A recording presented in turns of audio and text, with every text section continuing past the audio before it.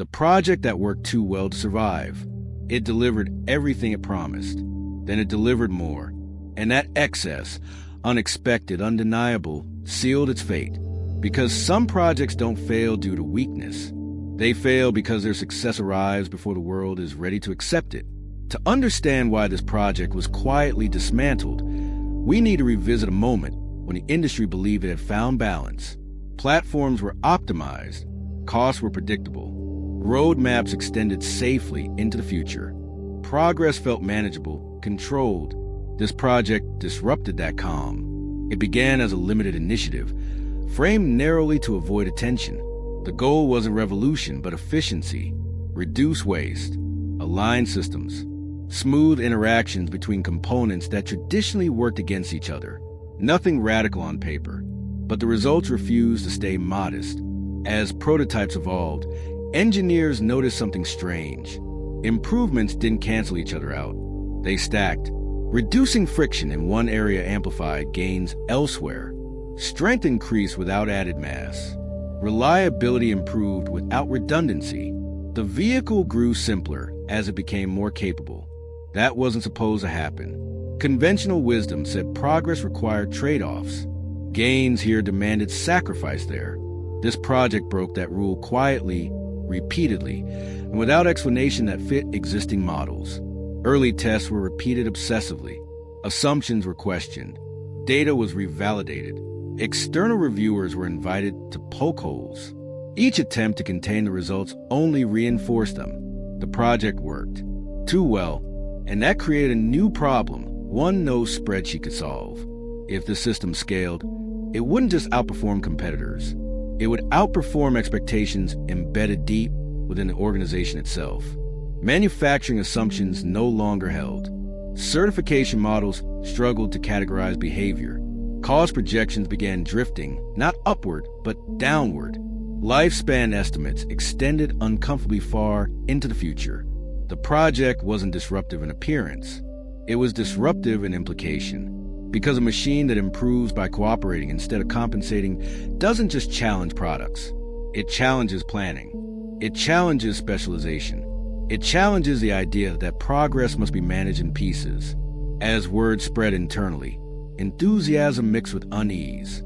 Engineers sensed they were standing on something important. Leadership sensed something harder to control. And slowly, without announcement, the tone changed. Because when a project works too well, it stops being an achievement. It becomes a threat. And the industry was about to decide whether it wanted progress or predictability more. As performance continued to exceed projections, oversight intensified. What had begun as curiosity hardened into scrutiny. Committees were formed. Reviews multiplied. Every gain demanded explanation, not because it failed, but because it didn't fit. The project refused to behave like a normal success. Manufacturing teams flagged concerns first. Fewer parts meant fewer suppliers. Fewer suppliers meant renegotiated contracts. Simplified assemblies reduced labor hours beyond what forecasts assumed. Efficiency threatened entire cost structures built around complexity. Finance noticed next. Lifetime revenue models no longer aligned. The vehicle required less maintenance. Components aged evenly instead of failing in waves. Replacement cycles stretched. Profit projections grew uncertain, not smaller, but harder to control. Predictability slipped. Regulatory teams struggled to classify the system. It didn't rely on isolated safety mechanisms. It prevented instability before it emerged. Failure mode softened instead of triggering alarms. The system behaved proactively without appearing autonomous. Existing frameworks had no language for that behavior. Each department saw a different risk. Together, they saw one problem. The project didn't fit. Engineers defended it with data. They showed how the system reduced long-term costs, stabilized behavior, and simplified ownership. They argued that markets would adapt, that institutions could evolve. That progress demanded discomfort. Leadership listened carefully, then asked a different question. What happens to everything else? What happens to roadmaps built on incremental upgrades? To training programs designed around specialization? To supplier ecosystems optimized for volume rather than necessity? To business models dependent on replacement and churn? The project offered no gentle transition. It jumped ahead. And jumping ahead creates gaps between teams, between expectations, between present and future. Gaps organizations fear falling into. The language around the project shifted, from innovation to exposure, from opportunity to risk. Budgets tightened, access narrowed, scaling discussions stalled. The project was no longer celebrated openly. It was isolated, studied, and quietly slowed. Yet even in isolation, the data continued arriving. Durability exceeded forecasts. Software interventions decreased over time. Owner simulations showed declining service needs. The system didn't grow fragile with age. It grew calmer.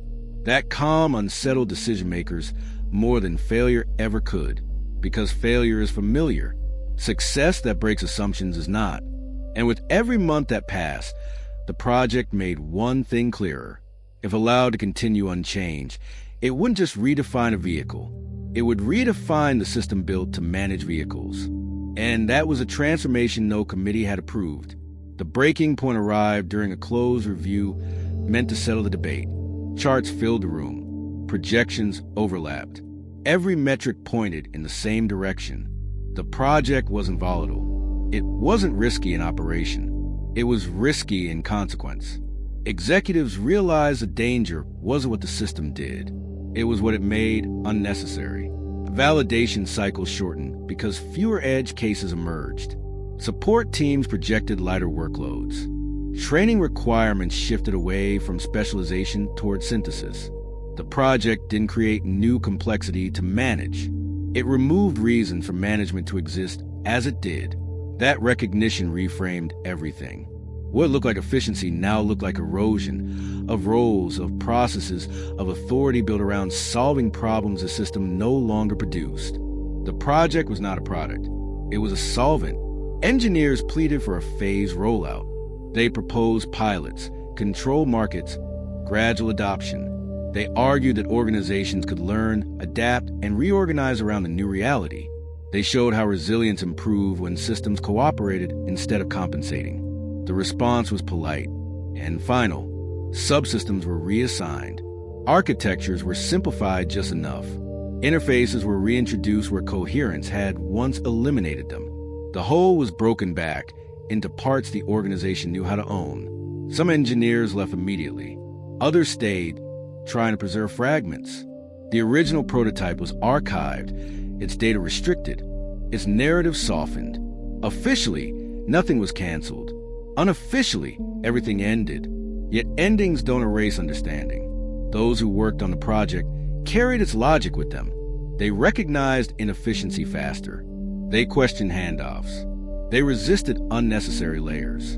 In small ways, across many teams, the philosophy leaked back into the system that had rejected it.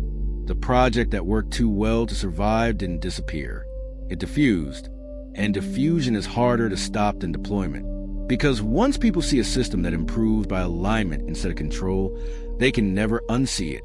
They may not be allowed to build it again, but they will measure everything else against it. And that quiet comparison will continue reshaping decisions long after the project itself was gone. The aftermath unfolded slowly, hidden beneath ordinary progress.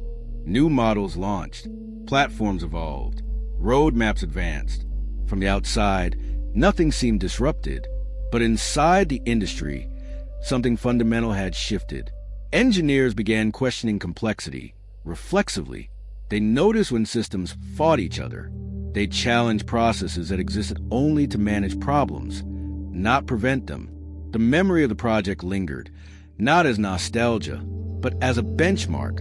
Years later, its influence surfaced in unexpected places. Vehicles grew simpler without appearing basic. Safety systems prevented instability earlier. Powertrains shared information more intelligently. Maintenance intervals stretched. Ownership experiences calmed. None of these changes were attributed to the original project. They didn't need to be. The project's greatest impact wasn't a product.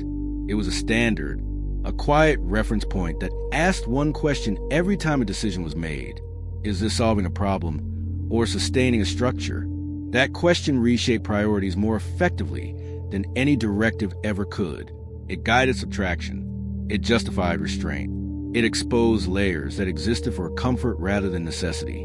The project that worked too well to survive had ended predictability, but seeded progress.